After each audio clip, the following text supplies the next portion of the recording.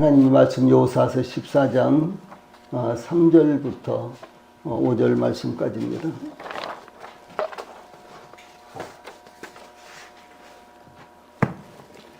예, 하나님의 말씀 여호수아서 14장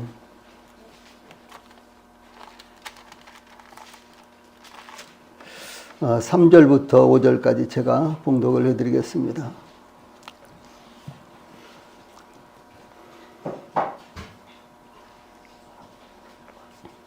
이는 두 지파와 반 지파의 기업은 모세가 유단 저쪽에서 주었으며 레위 자손에게는 그들 가운데에서 기업을 주지 아니하였으니 이는 요셉의 자손이 므낫세와 에브라임의 두 지파가 되었음이라. 이 땅에서 레위 사람에게 아무 분깃도 주지 아니하고 다만 거주할 성읍들과 가축과 재산을 위한 목초지만 주었으니 이스라엘 자손이 여호와께서 모세에게 명령하신 것과 같이 행하여 그 땅을 나누었더라. 아멘. 3절, 4절, 5절 말씀 봉독을 해드렸습니다. 예, 오늘은 이와 같이 여호수아서 14장 3절로 5절 말씀을 통해서 하나님께서 명령하신 것과 같이 이런 주제로 말씀을 전해드리겠습니다. 한번 같이 해봅시다. 하나님께서 명령하신 것과 같이.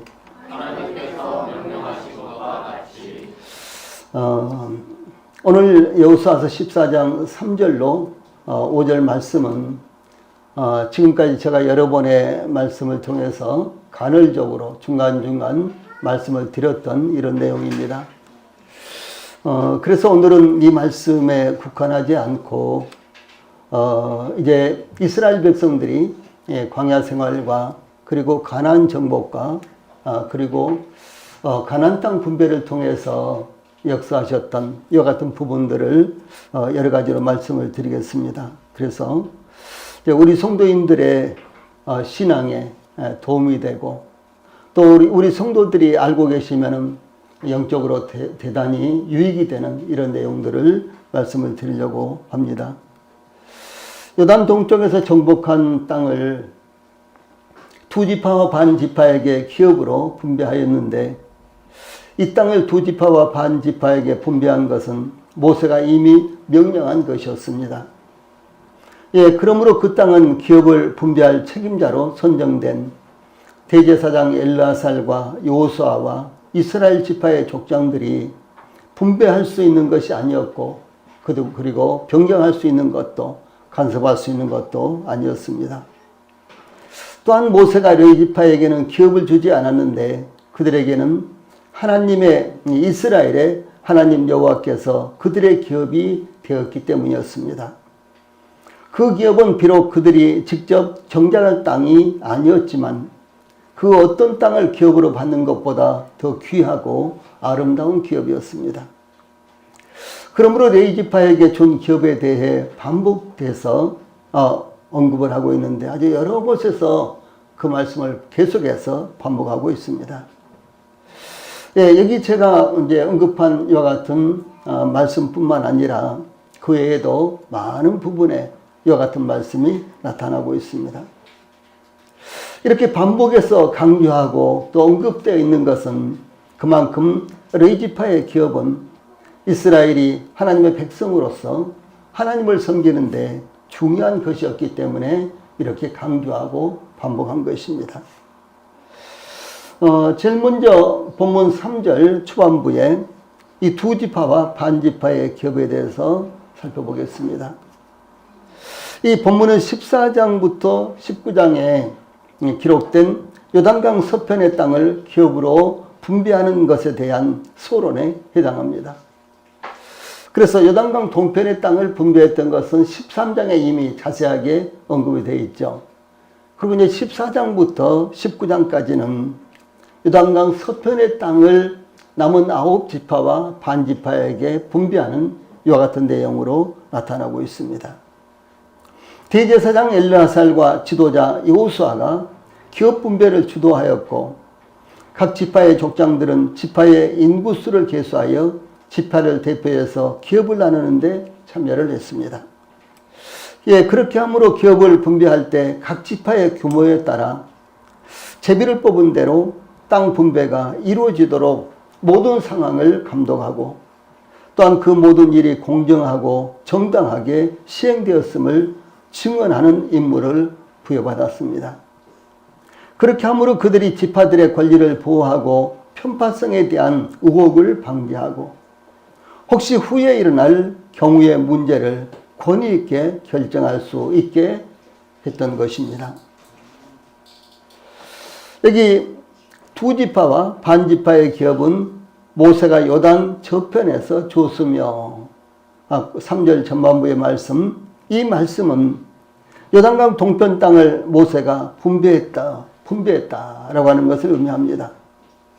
요단 동쪽에서 분배된 땅은 남쪽으로 에돔과 국경을 이루는 지역으로부터 아르논 골짜기와 헤스몬에서 다스리던 아모리 족속의 왕 시온의 모든 성읍들과 북쪽으로는 길앗과 헤르몬 산까지의 바산왕 옥의 온 나라를 두 지파와 반 지파에게 분배했습니다. 여기 시온의 모든 나라와 시온의 모든 성읍들과 바산왕 옥의 온 나라, 이 지역은 대단히 광대한 지역이었습니다. 요단강을 건너서 요단 서편에 있는 9지파 반이 나눠 가졌던 그 땅보다도 오히려 더 넓은 이와 같은 지역이었고요. 또 그런가 하면은 이 동쪽으로 한도 없이 계속해서 뻗어나갈 수 있는 이와 같은 좋은 지리적인 요건을 가지고 있는 그와 같은 땅이었습니다. 그래서 그 땅을 두 지파와 반 지파에게 물려주었습니다. 이 거대한 넓은 땅을 두 지파와 반 지파가 기업으로 분배받았는데 루벤 지파와 갓 지파와 므낫세 반 지파가 기업으로 분배받은 것을 우리가 이미 자세하게 상고를 했습니다.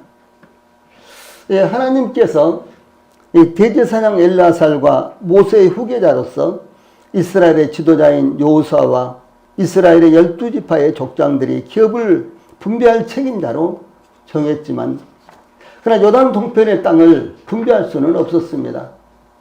요단 동편의 땅은 모세가 이미 두 지파와 반 지파에게 기업으로 분배했기 때문이었습니다. 이스라엘과 지도자들은 하나님께서 지시하신 이 전통을 끝까지 지켜서 요단 동쪽은 두 지파와 반 지파의 몫이다 라는 것을 전혀 이제 이의를 제기한다거나 욕심을 내지 않았습니다.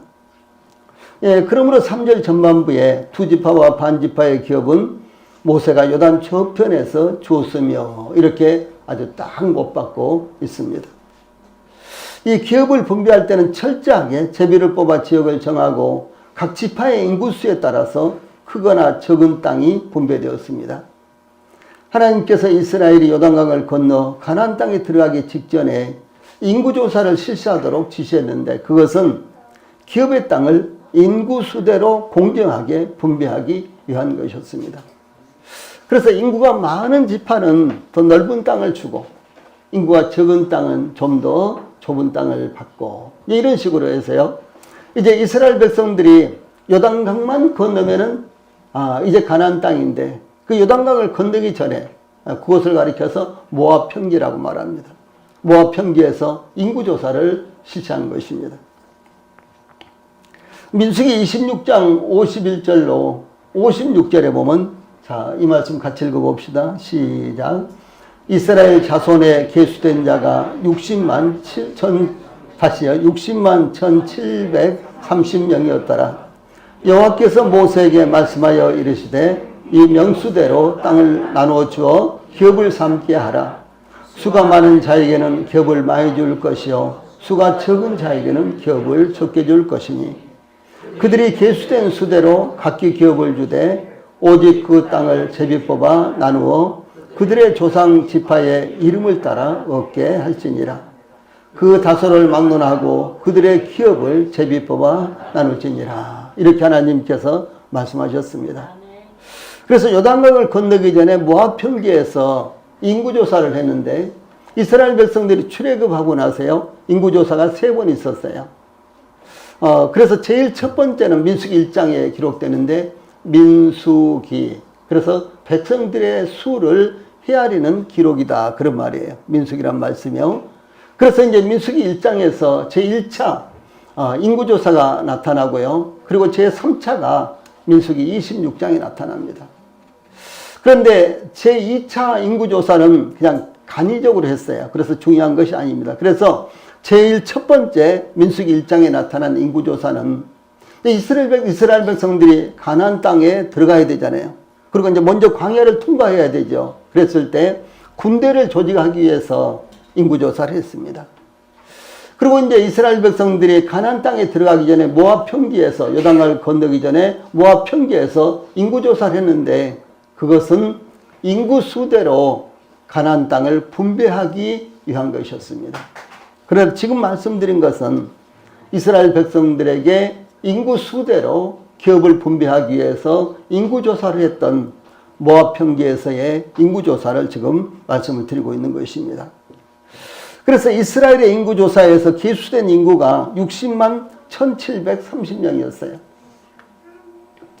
예, 60만 1730명이었는데 이는 이 전쟁에 참전할 수 있는 연령으로서 20세 이상으로서 싸움에 나갈 만한 백성들의 수를 헤아린 것입니다. 그러니까 20세 이하는 포함되지 않았고 또 20세 이상이라고 할지라도 전쟁을 할 수 없는 그런 어떤 건강 문제라든가 나이라든가 또 그런 문제에 대해서는 그런 문제가 걸려 있으면은 인구조사에 포함되지 않고 예, 전쟁에 나갈 수 있는 건장한 사람으로 20세 이상의 사람들을 헤아렸습니다. 그러니까 어린아이들도 포함이 되지 않고 여자들도 포함되지 않고 그런 인구조사가 이와 같이 60만 1730명이었습니다.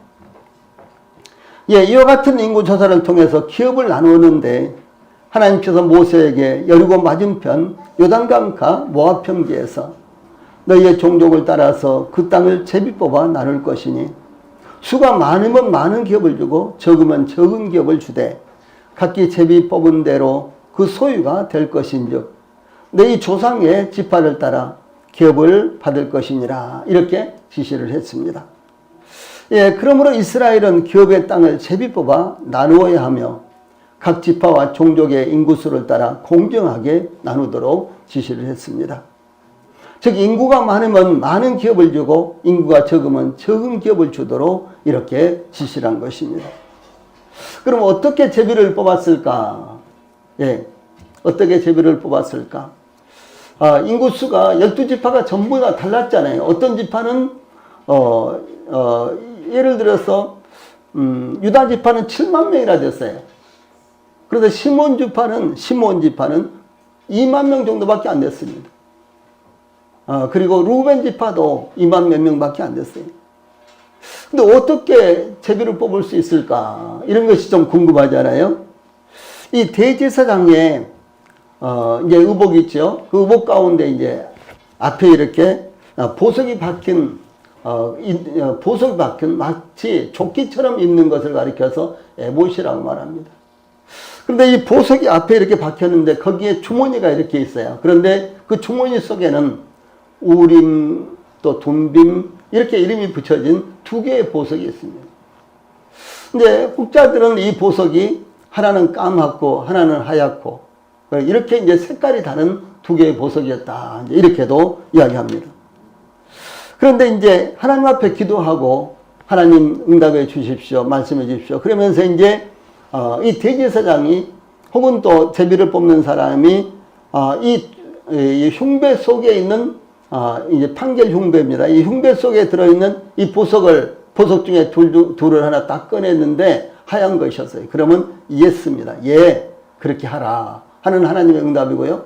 똑같은 것이었죠. 그런데 어떤 것이 뽑힐지 모릅니다. 그래서 또 이렇게 하나를 뽑았는데 이번은 까만 것이어서 그러면 안 된다. 노. 이렇게 이제 보편적으로 이렇게 하나님께서 말씀하신 대로 결정을 했다고 이렇게 말합니다. 근데 또 다르게 전해져 오는 이와 같은 것이 있는데요. 이 기업을 나눌 때 특별히 두 개의 항아리를 사용하여 제비를 뽑았다고 합니다. 그래서 항아리가 이렇게 두 개가 있는데, 예. 이 항아리 속에는 12지파의 이름을 써서요. 이름을 쓴 이와 같은 요즘으로 말하면 종이겠죠. 그리고 이름을 써가지고 이 속에 넣어서 하나님 앞에 기도하고, 그리고 이제 대제사장이 그 중에 하나를 뽑았는데 유다가 뽑았어요. 유다가 제일 먼저 이제 기업을 이제 분배받게 된 것입니다. 그러면 이 유다가 어떤 기업을 분배받게 되는가? 그러면 이제 이쪽에 있는 항아리에는 이제 요단 동편에 있는 땅은 기업으로 나눠졌기 때문에 요단 서쪽에 있는 땅들을 쭉 이렇게 이제 분리를 해가지고 그 속에다 넣었는데, 휘저어서 또 하나를 딱 뽑았는데 유다 지파는 예루살렘 남쪽의 땅이 이렇게 이제 당첨이 된 것입니다. 그래서 이제 이쪽에 있는 땅, 이제 항아리에 이제 하나 제비를 뽑았는데 지파가 뽑히고, 또 이쪽에 있는 항아리에 뽑으면요 이제는 땅이 뽑히고, 그래서 이렇게 이제 두 개가 합해져서, 두 제비가 합해져서 땅이 결정이 됐습니다. 보편적으로 이제 기업을 나눌 때는 이런 방법으로 제비를 뽑았다, 이렇게 이야기가 됩니다. 그러니까 이와 같이 이제 기업을 분배하는데, 그러면 지파와 지파의 이 경계선은 어떻게 정할까요? 이 지파와 지파의 경계선을 정하기가 굉장히 난맥하지요. 그래서 이 지파와 지파의 경계선은 대체적으로요 완전히 결정을 하지 않았다고 합니다. 그 이유는 예를 들어서 유다 지파는 저 남쪽으로요 아낙 자손도 있었고 등등 이렇게 아주 강력한 이 가나안 족속들이 아직도 남아 있었는데, 그 가나안 족속들을 계속해서 쳐서 이기고 많은 땅을 확보를 했습니다. 그래서 저 애굽에까지, 이집트와 경계되는 데까지요 땅을 확보를 했습니다. 그래서 유다 지파는 엄청나게 많은, 다른 지파보다도 한 두세 배 많은 이와 같은 기업의 땅을 차지하게 된 거예요. 네, 이런 식으로 그 지파의 역량에 따라서 기업이 얼마든지 확장될 수 있도록 이런 방법을 하나님께서 사용하셨다라고 하는 것입니다. 그래서 이 처음부터 정확한 지역에 이 경계선은 설정하지 않았습니다. 그래서 각 지파의 뚜렷한 경계선은 이후에 땅을 분배받은 후에 각 지파가 땅을 소유하고 정복해 나가는 과정을 통해서 점차적으로 설정이 되었습니다. 신명기 32장 8절에 보면 지극히 높으신 자가 민족들에게 기업을 주실 때에, 인족을 나누실 때에 이스라엘 자손의 수요대로 백성들의 경계를 정하셨도다, 이렇게 증가하고 있어요. 그리고 그 지파가 이제 땅을 분배받고 지역을 분배받고, 그래서요 그 지파의 역량대로 땅이 점점점 확장됐다라고 하는 사실을 성경이 증거하고 있습니다. 이와 같이 기업을 분배할 때 제비뽑기를 한 것은 이스라엘 백성들은 제비뽑기에 대해 하나님의 뜻으로 받아들여서 절대적으로 순종하는 것이 전제가 되었습니다. 이 제비뽑기 너무 불공정하다, 그렇게 하지 말고 그냥 인구수대로 차츰차츰 나눠줍시다, 이렇게도 이제 반발이 되겠죠. 그런데 그것이 아니라 제비뽑기는 하나님께서 결정하신 것으로 모두 다 전적으로 받아들여서, 지난주에도 말씀드렸죠. 하나님의 전적인 주권을 인정하는 차원에서 받아들였다라고 하는 사실입니다. 그런데 이제 기업을 분배한 후에 에브라임 지파는 나중에 우리가 좀 자세히 살펴볼 것입니다. 에브라임 지파는 기업에 대해서요 좀 불만이 많았어요. 그래서 이제 에브라임 요셉 자손이, 여기 이제 그랬죠. 요셉은 에브라임 자손을 말합니다. 이 에브라임 자손이 요사에게 말하여 이르되, 여호와께서 지금까지 내게 복을 주심으로 내가 큰 민족이 되었거늘 당신이 나의 기업을 위하여 한 제비 한 분깃으로만 내게 주심은 어찌함이니까, 이렇게 요사에게 이의를 제기를 한 것입니다. 그래서 그들이 큰 민족이 되었는데, 그러면은 한 분깃이 아니라 몇 분깃을 줘야지 어떻게 이렇게 할 수 있습니까? 라고 이의를 제기한 것이죠.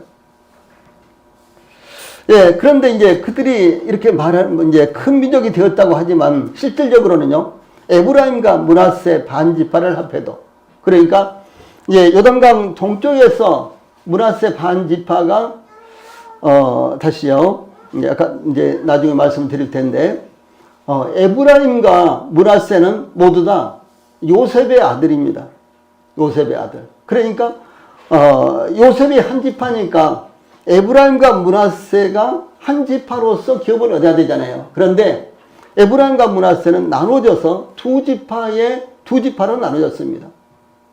그래서 이제 이 요단강 동쪽에서 므낫세 반 지파가 므낫세 지파 중에서 2분의 1이 기업을 얻고, 또 요단강 서쪽에서도 므낫세 지파 가운데 2분의 1이 기업을 받은 거예요. 그러면 예, 므낫세 반 지파와 에브라임 지파가 합해도 그들의 인구수가 6만 명이 되지 않았습니다. 그런데 에브라임 지파보다도, 그러니까 에브라임 지파와 므낫세 반 지파가 합해도 6만 명이 되지 않았는데, 이 에브라임 지파와 므낫세 반 지파가 합해도 6만 명이 되지 않았는데 그들보다도 인구수가 더 많은 지파들이 있었어요. 예를 들어서 유다 지파, 단 지파, 이사갈 지파, 스불론 지파는요, 이 4개 지파는 6만 명이 훨씬 넘었습니다. 그러니까 인구수로 따져도 에브라임 지파와 므낫세 지파를 합해도 5번째예요, 그들이요. 그러니까 에브라임 지파는 이 일을 제기할 수가 없는 것이었습니다. 그렇죠? 그런데 그들이 실질적으로 기업으로 받은 땅은요, 다른 지파의 2배 정도를 기업으로 받은 것입니다. 우리는 여기서 아주 중요한 이 원리를 발견할 수가 있는데, 이제 에브라임 지파는요, 사사기가 지나도록 그 다음에 열왕기 시대까지요, 계속해서 이 일을 제기하고 반란을 주도하고, 이렇게 이제 하는 이와 같은 그들의 특성이 있었어요. 예. 이 야곱이 12아들을 낳았죠. 예, 그 중에서 이제 요셉은 11번째 아들인데, 므낫세와 에브라임 2아들을 낳았습니다. 네, 그런데 그 중에서요, 므낫세는 그렇지 않았어요. 그런데 요셉이 므낫세와 에브라임 이 2지파를 낳았는데, 이 므낫세는 전혀 그런 거 없었습니다. 그런데 이 에브라임 지파만은요, 자칫하면 이 일을 제기하고, 자칫하면 소요를 일으키려고 하고요, 자칫하면 문제를 만들었어요. 한 뱃속에서 나온 2 자식이 있다고 할 때요, 이들의 성격이 좀 더 다르죠. 그렇죠. 예. 예, 우리 성도들이 한 몸이 되어서, 영적으로 한 몸이에요, 우리 성도들은요. 그런데 한 몸이 되어서 한 교회에서 주님을 섬겨도 이제 말씀이 이렇게 전해지면 그 말씀을 받는 부분들이 조금씩 다르잖아요. 이 생각하는 것이 좀 달라요. 이 다를 수밖에 없습니다. 그런데 중요한 것은 이 에브라임 지파들은요, 에브라임 지파는 이 순종의 이와 같은 차원이 굉장히 미약합니다. 그 대신 자기들이 으뜸이 되려고 하고 자칫하면 이 일을 제기하고요, 이랬던 지파가 이 에브라임 지파였습니다. 그런데 아니나 다를까 기업을 분배한 후에도 이 에브라임 지파는, 우리는 거대한 지파인데, 아닙니다. 그들은 5번째밖에 안 됐어요. 그런데 우리는 거대한 지파인데 우리가 한 목만 우리에게 주면 어떻게 됩니까? 우리에게 2세 몫은 줘야죠 하면서 이 여호수아에게 이 일을 제기했다라고 하는 사실입니다. 예, 그때 이제 그런데 에브라임과 므낫세 반지파가 분배받은 땅은요, 대단히 넓었습니다. 아주 큰 기업을 분배받았고요, 다른 지파보다도 2배 이상의 넓은 땅을 기업으로 받았습니다. 그런데도 여전히 그들은 불만이 있었고 이 일을 제기했다라고 하는 사실이죠. 그래서 그들은 자기들이 받은 것에 대해서 만족하지 못하는, 아니 진취적이고요, 진보적이라면 그들은 가나안 족속들과 싸워서 더 많은 땅을 확보할 수 있었습니다. 그런데 그것이 아니라 순종하지 못하고 하나님께로부터 받은 것을 만족하지 못하는 이와 같은 특성을 갖고 있었다라고 하는 사실이죠. 예, 그래서 이제 그때 여호수아가 그들에게 이르되, 내가 큰 민족이 되므로 에브라임 산지가 내게 너무 좁을진데, 너무 좁다면은 그런 말입니다. 브리스 족속과 르바임 족속의 땅 삼림에 올라가서 스스로 개척하라, 이렇게 일축을 했습니다. 너희들이 스스로 개척을 해서 더 넓은 땅을 차지해도 되지 않느냐. 이렇게 이제 일축을 했다는 것이죠. 예, 그러므로 하나님의 뜻에 순종하고 하나님을 의지하고 하나님의 도우심으로 진보를 이루는 것, 이것은 대단히 중요하다라는 사실을 교훈하고 있는 것입니다. 두 번째로 레이지파의 기업이 3절 후반절과 4절에 나타나고 있습니다. 기업을 분배하는 문제를 거론할 때마다요, 레이지파의 기업에 관해서 계속해서 언급하는 것이 반복적으로 나타나고 있습니다. 조금 전에도 말씀드렸죠. 그래서 이렇게 여기 기록된 대로요, 이렇게 성경에 아주 여러 번 이 부분에 대해서 언급이 되어 있습니다. 이 3절 후반절에 보면 레위 자손에게는 그들 가운데서 기업을 주지 아니하였으니 라는 말씀이 나오는데, 이미 13장 14절 14절과 13장 14절과 33절에서 언급되었는데 또다시 그 말씀을 반복하고 있습니다. 이와 같이 반복적으로 언급되어 있는 것은 모세가 요단강 동편 땅을 분배하면서도 레인에게는 기업을 분배하지 않았다는 것을 강조하기 위한 것입니다. 레인에게 기업을 분배하지 않았다는 것은 그들이 이스라엘을 대신하여 전심으로 하나님께 제사를 드리며 이스라엘의 교육과 영적 생활을 전적으로 책임을 져야 되는 직무를 맡았기 때문에 그들에게 농사를 짓고 양들을 치고 이런 일은 그들에게 맡기지 않았다는 것이죠. 예, 그러므로 레위지파는 이스라엘을 대신하여 하나님께 나아가 예배하며 또한 이스라엘 백성들이 하나님께 나아올 때 그들을 도와야 되기 때문이었습니다. 그러므로 레위지파는 이스라엘 백성들을 가르치고 인도할 때와 하나님의 뜻을 그들에게 전할 때 어떤 이권에 얽매이지 않아야 했기 때문에 아예 그들에게는 기업을 주지 않고 하나님이 그들의 기업이 되었다라고 이렇게 밝히고 있는 것입니다. 레위지파에게 가장 중요한 직무는 농사를 짓고 씨를 뿌리고 농사를 짓는 일이 아니라 성막을 관리하는 일이었습니다. 그들은 이스라엘의 광야 생활에서 이동할 때는 성막을 접어 운반하고 수경지에 도착하면 성막을 다시 세우는 일을 담당을 했습니다. 또한 성막의 기구들을 관리하고 보존하는 일을 전담했으며 성막에서 희생제사를 드릴 때 짐승의 가죽을 벗긴다거나 물로 씻고 각을 뜨며 가죽 등을 불에 태우는 일을 담당을 했습니다. 또 성막을 보호하고 지킴으로 하나님의 진노가 임하지 않도록 성막을 지키는 일이 레위인들에게 맡겨졌습니다. 예를 들어서 성막은 대단히 신비스러운 이와 같은 건축물이었습니다. 그래서 하나님의 놀라운 역사가 나타나고 하나님의 신비가 나타났습니다. 그런데 이스라엘 백성들이 이 신비한 것 좀 더 알아보고 싶어서 와서 만진다거나 그럴 수도 있겠죠. 와서 들여다본다거나 그럴 수 있겠죠. 그럼 어떻게 됩니까? 그 즉시 죽음을 당했죠. 그래서 레위 사람들은 이제 삥 둘러서 경비를 섰습니다.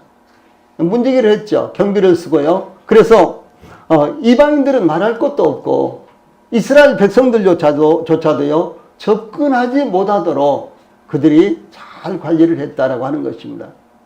그러니까 레위 지파의 이와 같은 사역은 하나님의 영광을 나타내는 것이지만 또 한편으로는요 하나님의 백성인 이스라엘을 지키고 보호하기 위한 것이었습니다.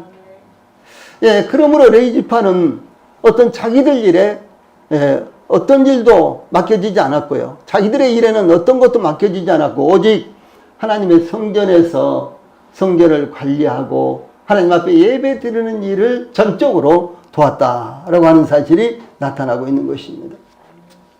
그래서 이 성막은 외인이 가까이 하면 죽임을 당했기 때문에 그래서 레위 지파는 이와 같이 성막을 경비하는 일을 지키는 일을 맡았습니다. 뿐만 아니라 가나안 땅에 들어가서 성전을 건축한 후에는 희생제사를 돕는 일뿐만이 아니라 성전과 예루살렘 성을 지키는 문지기를 맡았고요. 이스라엘 백성들에게 율법을 교육하는 일을 맡았습니다.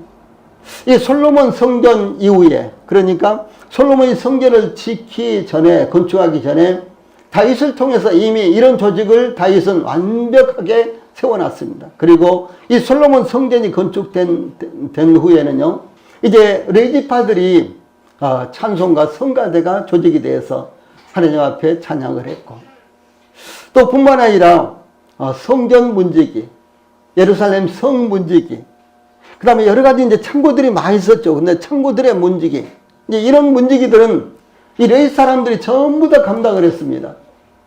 뭐 문지기가 뭐 그렇게 중요하겠어요. 제가 처음에 성경을 읽으면서 역대상을 읽으면 역대상에 그런 내용이 특히 많이 나옵니다.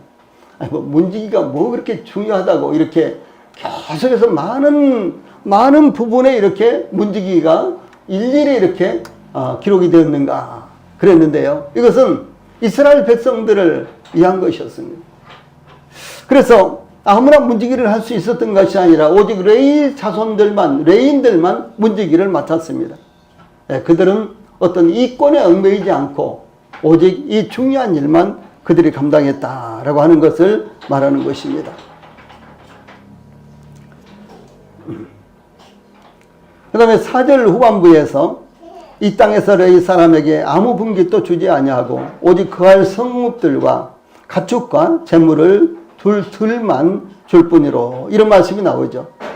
레위 지파에게는 땅을 기업으로 분배하지 않았지만 그들이 거주할 성읍과 가축을 방목할 성읍에 딸린 목초지를 분배를 했습니다.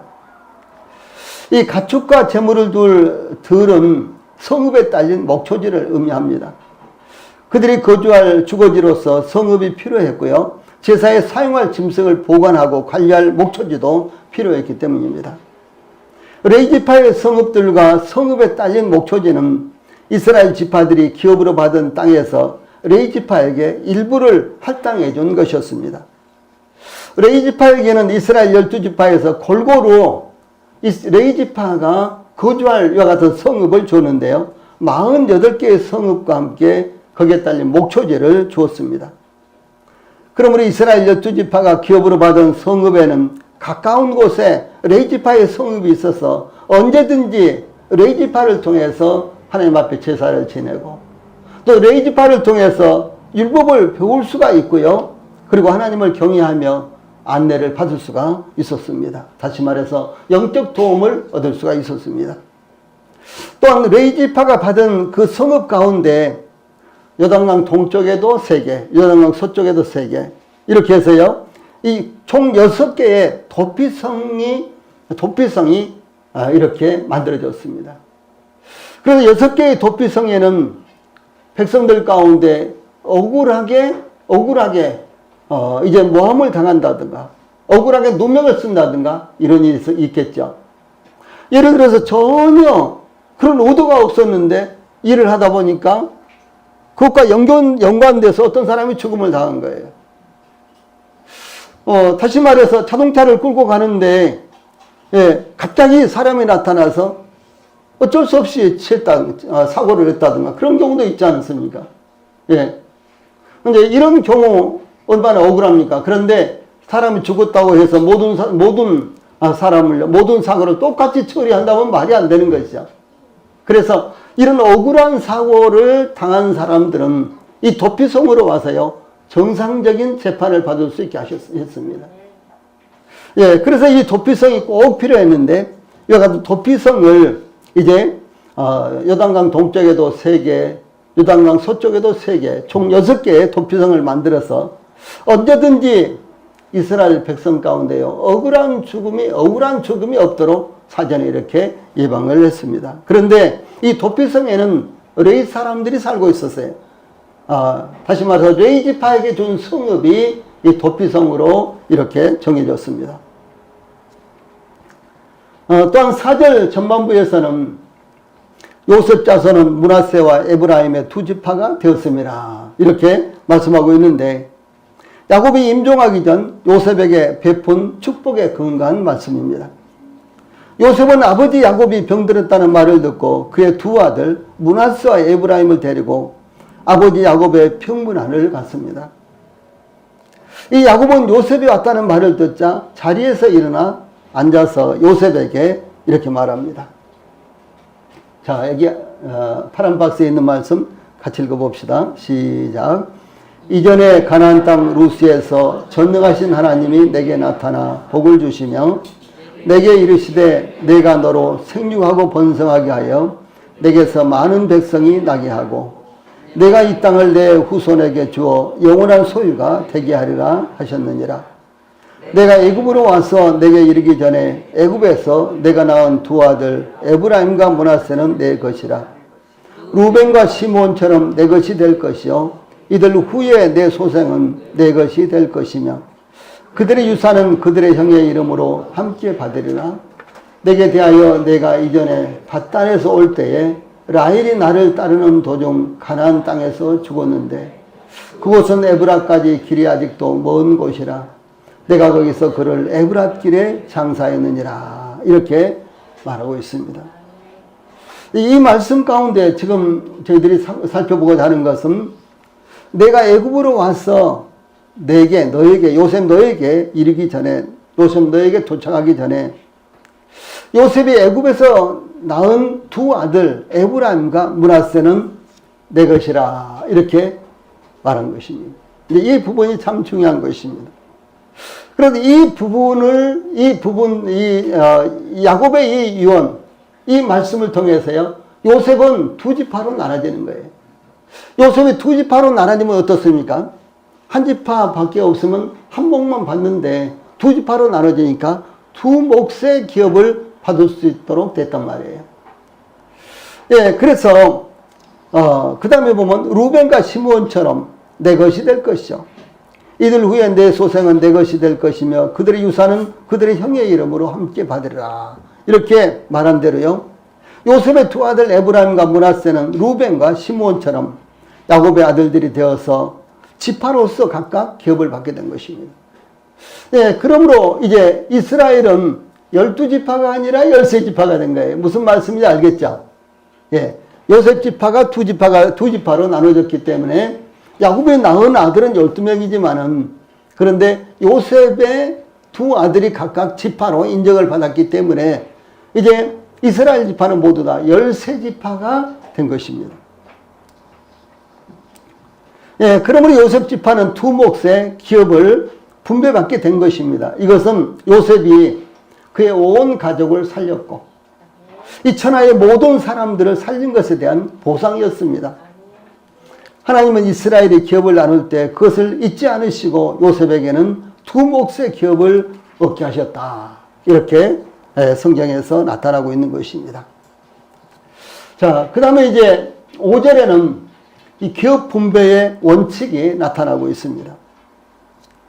이스라엘과 여호수아가 이 가나안 땅을 점령하고 그 땅을 이스라엘 각 지파에게 기업으로 분배할 때 그들이 원하는 대로 분배한 것이 아니라 분배하는 원칙이 있었다라고 하는 것입니다.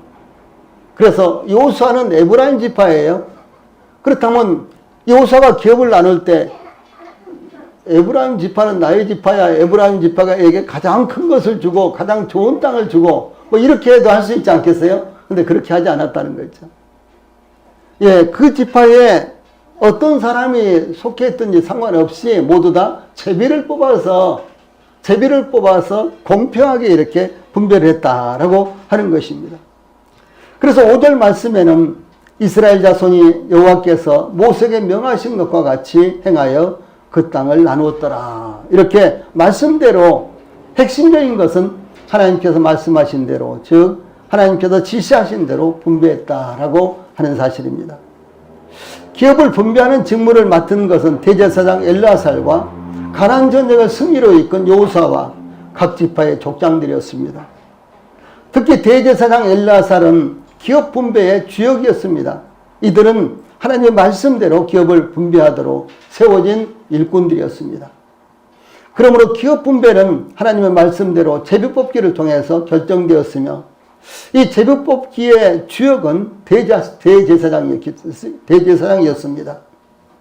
이 성경에서 제비뽑기가 제일 먼저 언급된 것은 레위기서 16장 8절부터 10절 말씀입니다. 여기 보면 두 염소를 위하여 제비뽑되 한 제비는 여호와를 위하고 한 제비는 아사셀을 위하여 할지며 아론은 여호와를 위하여 제비 뽑은 염소를 속죄제로 드리고 아사셀을 위하여 제비 뽑은 염소는 산채로 여호와 앞에 두었다가 그곳으로 속죄하고 아사셀을 위하여 광야로 보낼지니라. 이런 말씀 여러분들이 읽어보실 때 도대체 이게 무슨 말씀이야 하는 경우가 대단히 많습니다. 여기에 나오는 제비라는 단어가요, 무려 5번이나 반복해서 여기 8절, 9절, 10절에 5번이나 제비라는 말씀이 반복해서 나오고 있습니다. 여기 나오는 제비라는 단어는 이스라엘 백성들, 즉 하나님의 백성들에게 사활이 달린 대단히 중요한 제비라는 낱말입니다. 그리고 이 낱말은 여기에 레위기서 16장 8절로 10절 말씀은 이스라엘 백성들이 궁극적으로 어떻게 죄사함을 받았느냐 여기에 대해서요 가장 중요한 말씀입니다. 창세기부터 말라기까지 구약에 얼마나 많은 부분이 속죄제사를 드리고 이스라엘 백성들이 죄의 문제로 말미암아 멸망을 당하고 등등 이런 문제가 얼마나 많이 있습니까? 온통 그런 말씀이죠. 그런데도 불구하고 이스라엘 백성들이 어떻게 죄사함을 받았느냐 여기에 가장 핵심적인 말씀이 레위기서 16장 8절로 10절 말씀입니다. 물론 이제 레위기서 4장이라든가 5장 또 레위기서 11장 등등의 17장 등등의 이 죄사함에 관계된 아주 핵심적인 구절들이 나옵니다. 그래서 그 구절보다도 아주 중요한 말씀이 여기에 레위기서 16장 8절로 10절 말씀에 나타난다, 기록되었다라고 하는 사실입니다. 여호와의 절기 중에서 이스라엘은 7가지의 절기가 있었습니다. 7가지. 그래서 여호와의 7절기, 여호와의 7절기 보통 이렇게 이야기합니다. 그런데 7절기가 있었는데 우리나라는 절기가 몇 개입니까? 2개? 3개? 달달마다 있어요. 달달마다 있고 한 달에 2번인 경우도 있습니다. 예를 들어서 정월달에는 설이 있고 그 다음에 또 대보름이 있고 그러잖아요. 그렇듯이 우리나라는 절기가 저도 정확하게 몇 개인지 모릅니다만 12개가 훨씬 넘습니다. 그런데 이스라엘에는요 7가지의 절기가 핵심적으로 있었어요. 그런데 이 성경에 나오는 7가지 절기 중에서요 대단히 중요한 절기가 7월 10일 날 대속죄일이라는 이와 같은 절기입니다. 근데 이 대속죄일에는 이스라엘 백성들의 속죄를 위해서 순염소 2마리를 준비를 했는데 하나님께서 2염소를 위하여 제비 뽑되 한 제비는 여호와를 위하고 한 제비는 아사셀을 위하여 할지며 아론은 여호와를 위하여 제비 뽑은 염소를 속죄제로 드리고 아사셀을 위하여 제비 뽑은 염소는 산채로 여호와 앞에 두었다가 그것으로 속죄하고 아사셀을 위하여 광야로 보낼지니라 이렇게 말씀을 하십니다. 그러니까 이 지금 레위기서 16장 21절 22절 말씀이 이 대속죄일의 행사 중에서 가장 핵심적인 것을 말씀하고 있습니다. 자, 아래 파란 박스에 있는 말씀 제가 읽어드리는데 다시 한번 읽어봅시다. 시작. 아론은 그의 2 손으로 살아있는 염소의 머리에 안수하여 이스라엘 자손의 모든 불의와 그 범한 모든 죄를 아뢰고 그 죄를 염소의 머리에 두어 미리 정한 사람에게 맡겨 광야로 보낼지니 염소가 그들의 모든 불의를 지고 접근하기 어려운 땅에 이르거든 그는 그 염소를 광야에 놓을지니라 이렇게 말씀하셨습니다. 그러니까 대제사장 아론은 이제 염소를 2마리를 준비한다 그랬죠. 그 중에서 이제 2염소 가운데 제비를 뽑아요. 그래서 이제 한 염소는 속죄제사를 드리고 한 염소는 아사셀을 위해서 보낸다. 그런 말씀이에요. 자, 속죄제를 위해서 선택된 염소는 어떻게 되겠어요? 죽음을 당하죠. 그래서 이제 그 피를 가지고요. 대제사장이 1년에 딱 한 번, 유일하게 한 번 들어갈 수 있어요. 대제사장이 지성소에 가서, 지성소에 가면 뭐가 있습니까? 언약궤가 있죠. 언약궤 위에 언약궤 뚜껑이요, 속죄소예요. 일반적으로 언약궤만 우리가 이렇게 생각을 하는데 언약궤의 뚜껑이 속죄소입니다. 그런데 언약궤가 있고 그 뚜껑이 있으면 언약궤가 있고 그 뚜껑이 속죄소인데 그 뚜껑 위에는요, 오른쪽과 왼쪽에 그룹, 천사의 형상이 이렇게 딱 서로 바라보고 있습니다. 그러니까 천사의 형상이 있는데 그 천사가 언약궤를 딱 이렇게 내려다보고 있는 그런 형상입니다. 그래서 이 순념소를 잡아서 그 피를 가지고요, 이 지성소에 들어가서 이 손으로 그 피를 찍어서 속죄소 위에다가 7번, 2번, 3번, 4번, 7번 이렇게 7번 뿌립니다. 그리고 이제 그 피를 가지고 나와서 이제 뜰에 나오면 번제단이 있죠. 번제단은 네 구덩이에 뿔이 있잖아요. 뿔. 그 뿔에다가 바르고 그 다음에 또 그 번제단 앞에다가 또 7번 뿌립니다. 그러면 이 과정을 거치면은 이스라엘 백성들의 모든 죄가 전부 다 용서되는 거예요. 이것은 무엇을 말하는 거는 십자가에서 저희들의 죄를 대신하시기 위해서 예수님께서 모든 피와 물을 다 흘리시면서 죽으신 것을 의미를 합니다. 그 예수님의 십자가의 피가 우리의 모든 죄를 깨끗하게 하신 것을 구약 성경에서요, 가장 정확하게 이렇게 표현하고 있는 말씀이 대속제일의 제사가 되는 것입니다.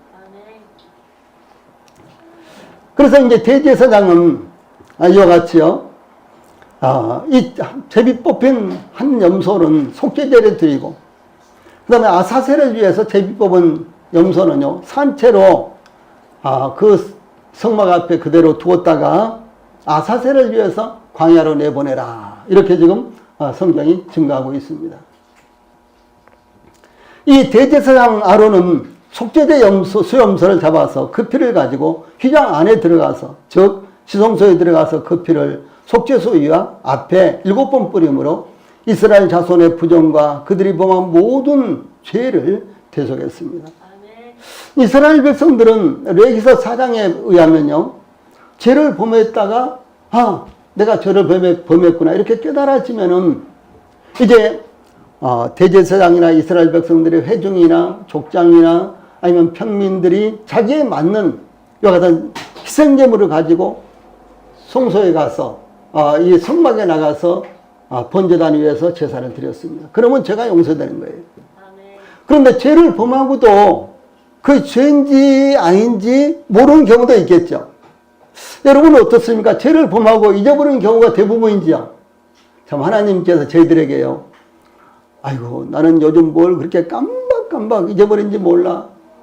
아니 뭘 잊어버리고 어떻게 해서 이런 이야기 참 많이 하죠. 그런데 사실은 너무 과도하게 잊어버리는 것은 그렇지만은 잊어버리는 것이 참 은혜요, 축복입니다.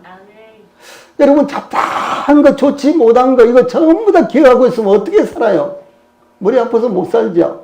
그런데 잊으려고 해도 잊어지지 않았던 것, 몇 달 혹은 몇 년 지나면은 생각하려고 해도 무엇인지 모르게 깨끗하게 지워져 버린 경우, 그런 것들 있잖아요. 이스라엘 백성들도 마찬가지예요. 1년을 살면서 하나님 앞에 죄를 지었는데 언제 지었는지, 무슨 죄를 지었는지도 모르고 잊어버린 경우들도 많았다는 거죠.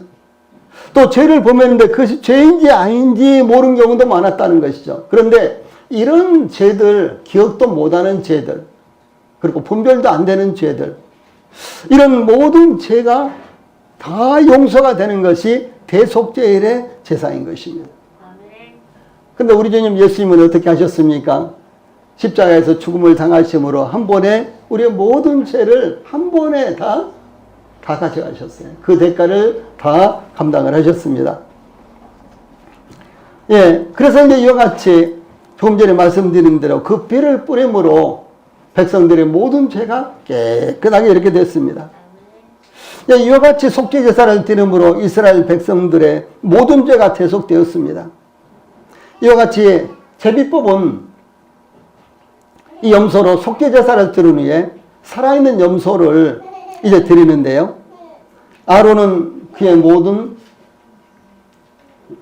여기 아래 말씀, 아론은 그의 두 손으로 살아있는 염소의 머리에 안수하여 이스라엘 자손의 모든 불의와 그 범한 모든 죄를 아뢰고 그 죄를 염소의 머리에 두어 미리 정한 사람에게 맡겨 광야로 보냈으니 염소가 그들의 모든 불을 지고 접근하기 어려운 땅에 이르거든 그는 그 염소를 광야에 놓을지니라 그랬어요.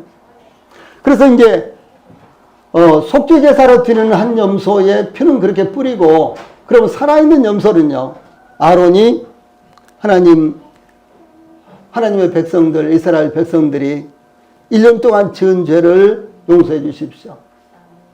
그 수도 없이 많은 죄 가운데는 죄를 범하고도 속죄 제사를 드리지 못한 죄도 너무너무 많고, 또 뿐만 아니라 잊어버린 죄도 너무너무 많고, 또 그것이 죄인지 죄가 아닌지도 분별하지 못하는 죄도 너무너무 많는데 하나님 그 죄를 용서해 주십시오. 그러면서요, 이 살아있는 염소 머리에다가 이렇게 안수를 하는 거예요. 안수를 하는 것은 나에게 있는 것이 이렇게 넘어가는 것을 의미합니다. 이것을 가리켜서 정가라 그래요. 넘어가는 것을 의미합니다. 그러니까 대제사장은 모든 백성들을 대표하는 사람이죠. 그래서 모든 백성들을 대표하는 이 대제사장이 죄를 고백하면요, 그 죄가 살아있는 염소에게 넘어가는 거예요. 그리고 이제 이 염소를 미리 정한 사람이요, 끌고 가서 사람이 살지 않은 곳, 도저히 염소가 돌아올 수 없는 곳으로 가서 염소를 그냥 풀어놓는 거예요. 그럼 이것은 무엇을 말하는 거는 이스라엘의 모든 죄가 이 염소에게 지워져서 이스라엘 백성들의 모든 죄가 다 깨끗하게 사라졌다, 없어졌다라는 것을 상징적으로 말하는 것입니다. 그래서 아사셀을 위해서 제비 뽑은 염소에서 이 아사셀은 여러 가지 의미가 많이 있습니다만은 공통적인 것은 이스라엘의 모든 죄를 대신 지고 무인지경으로 떠났다는 것을 말하는 것입니다. 그러므로 이스라엘의 죄는 다시 이스라엘에게로 되돌아올 수 없게 되었다는 것을 의미합니다. 예수님의 선구자였던 세례 요한은 주 예수님을 가리켜서 보라 세상 죄를 지고 가는 하나님의 어린 양이로다 이렇게 외쳤습니다. 그러니까 이 아사셀을 위한 염소가 이스라엘의 모든 죄를 짊어지고 다시 돌아올 수 없는 광야로 나갔듯이 예수님께서 세상의 모든 죄를 짊어지시고 십자가로 가셔서 죄의 대가를 죽음으로 갚으셨다라는 것을 상징적으로 말씀하는 것이에요. 네. 그래서 이 큰 글자로 되어 있는 대로 보라 세상 죄를 지고 가는 하나님의 어린 양이로다 그랬습니다. 같이 한번 읽어봅시다. 시작. 보라 세상 죄를 지고 가는 하나님의 어린 양이로다. 이 세상 죄가 누구의 죄입니까? 바로 세상에 살고 있는 모든 사람들의 죄예요. 바로 저와 여러분들 개인의 죄단 말이에요. 그래서 보라 나의 죄를 지고 가는 하나님의 어린 양 예수님이다 그런 말씀입니다. 이것이 여러분들의 마음 가운데요 믿음으로 받아들여지고 이것이 여러분들에게요 그대로 적용이 되는 거예요. 예. 그랬을 때 여러분들이 죄사함 받고 죄로부터 자유를 받는 것입니다. 어제 제가 이제 차를 끌고 어디를 가는데 그리스도 안에 있는 자유에 대해서 설교가 나왔어요.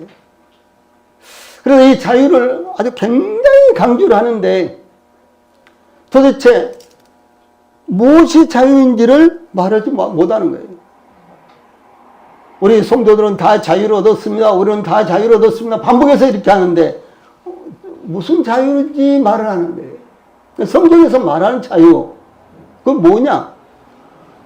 우리는 죄에 얽매여 있는 것입니다. 그런데 예수님께서 저희들의 죄값을 대신 갚아주심으로 말미암아 우리가 죄로부터 자유를 얻어 다 가는 것이에요.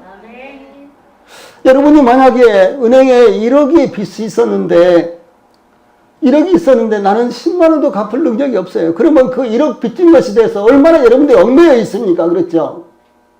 여러분들이 죽을 때까지 그 1억 빚에 대해서 얽매여 있어야 되잖아요. 그런데 누군가가 아들이 아니면 친척이 아이고 그렇게 고생 많겠네요. 제가 갚아드릴게요. 그러면서 갚아주셨어요.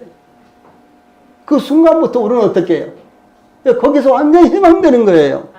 나 자유 얻었네, 너 자유 얻었네, 우리 자유 얻었네. 뭘로부터? 죄로부터 얻는 거예요. 그런데 그 죄로부터 자유를 우리가 어떻게 얻느냐? 예수님께서 우리 죄에 대한 빚을, 대가를 완전히 갚아주심으로 우리가 죄에 대해서 자유를 얻는 것이에요. 무조건 자유 그러면 우리가 뭐 내가 엉망이지야. 뭐 별로 엉망인 것도 없는데 무슨 자유야? 뭐 그렇게 할 수도 있죠. 아닙니다. 죄가 예수님의 십자가로 말미암아 완전히 그 대가가 갚아진 것. 근데 이것이 우리에게 적용되고 믿어졌을 때 우리는 진짜 자유를 얻는다라고 하는 것을 말하는 것입니다. 그래서 주 예수님은 속죄제사로 드려지기 위해서 제비 뽑힌 순염소처럼 십자가에서 죽음을 당하셨고, 또한 아사셀을 위해 제비 뽑힌 순염소처럼 우리의 모든 죄를 짊어지시고 돌아올 수 없는 곳으로 가셨다. 죄값을 완전히 갚으셨다라고 하는 말씀입니다. 그러므로 대속죄일에 드려졌던 속죄제사를 통해서 여기서 16장 13절을 제일 밑에 말씀, 자, 제일 밑에 있는 말씀 같이 읽어봅시다. 시작. 이 날에 너희를 위하여 속죄하여 너희를 정결하게 하리니 너희의 모든 죄에서 너희가 여호와 앞에 정결하리라. 예. 예수님께서 십자가에 못 박혀 죽음을 당하신 그때예요. 그때 우리의 죄가 다 깨끗하게 사라졌고 우리의 죄값이 그때 바로 다 갚아지신 것입니다. 여기 말씀도 여기서 16장 30절 말씀도 동일하게요. 이 속죄가 이루어졌을 때 우리가 죄로부터 정결하게 된 것입니다. 그래서 선지자 이사야는 이렇게 말합니다. 그가 찔림은 우리 허물을 인하며 그가는 누굽니까? 예수님이죠. 그가 찔림은 우리의 허물을 인하며 나의 허물을 인하며 나의 허물 때문이요. 그가 상함은 예수님이 상함은 우리의 죄악 때문이라. 나의 죄악 때문이라.